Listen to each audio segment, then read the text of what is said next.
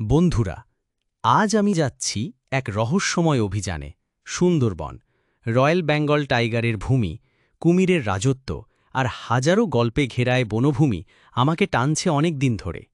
চলো শুরু করি ট্যাবু খানের বন্য অ্যাডভেঞ্চার। চলো বন্ধুরা, আজ আমি প্রবেশ করছি পৃথিবীর সবচেয়ে বড় ম্যানগ্রোভ বন সুন্দরবনে।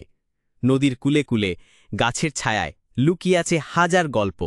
শুরু হোক ট্যাবু খানের এই বন্য অ্যাডভেঞ্চার। এই গাছগুলো শুধু গাছ না, এরা সুন্দরবনের সৈনিক।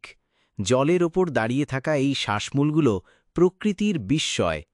হাঁটতে হাঁটতে মনে হচ্ছে যেন বন আমায় কথা বলছে। এই যে পায়ের ছাপটা দেখছ, এটা কিন্তু রয়্যাল বেঙ্গল টাইগারের। ভয়ও লাগছে, আবার রোমাঞ্চ। সুন্দরবনের আসল রাজা তো সেই। শুনছ? ওটা কোকিল না, এটা সুন্দরবনের বন্য পাখি। এই টাওয়ার থেকে দেখতে পাই অজস্র পাখির নাচানাচি, যেন জঙ্গলের গান শুনছি। এই নদীর ধারে বিশ্রাম নিচ্ছে এক রাজকীয় কুমির। ওর দিকে তাকিয়ে মনে হচ্ছে ভুলেও নৌকা থেকে নামা যাবে না, কিন্তু ক্যামেরা ছাড়ছি না। উফ, এত উঁচু থেকে সুন্দরবন দেখলে বোঝা যায় প্রকৃতি কত বিশাল। মনে হচ্ছে আমি উড়ছি, নাকি গাছেরা নিচে ছোট হয়ে গেছে। ওই যে বানরটা আমাকে দেখে লাফ দিয়ে চলে গেল।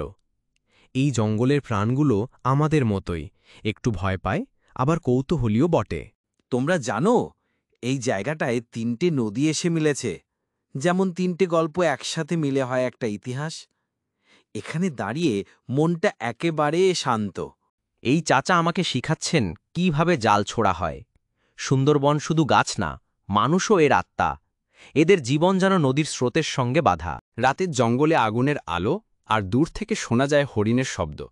আজকের দিনটা ছিল ভয় আর ভালো লাগার একসাথে চলা। সুন্দরবন আসলেই জাদুকরী। আজকের ভ্রমণটা শুধু আরেকটা ভ্লগ না, এটা একটা অভিজ্ঞতা। সুন্দরবন আমায় শিখিয়েছে প্রকৃতি যেমন ভয়ানক, তেমনই সুন্দর। আমি ট্যাবু খান, ফিরে আসব আবার নতুন কোনো অভিযানে, নতুন গল্প নিয়ে। ততদিন চোখ রাখো জঙ্গলের দিকে, কারণ গল্প এখনও শেষ হয়নি।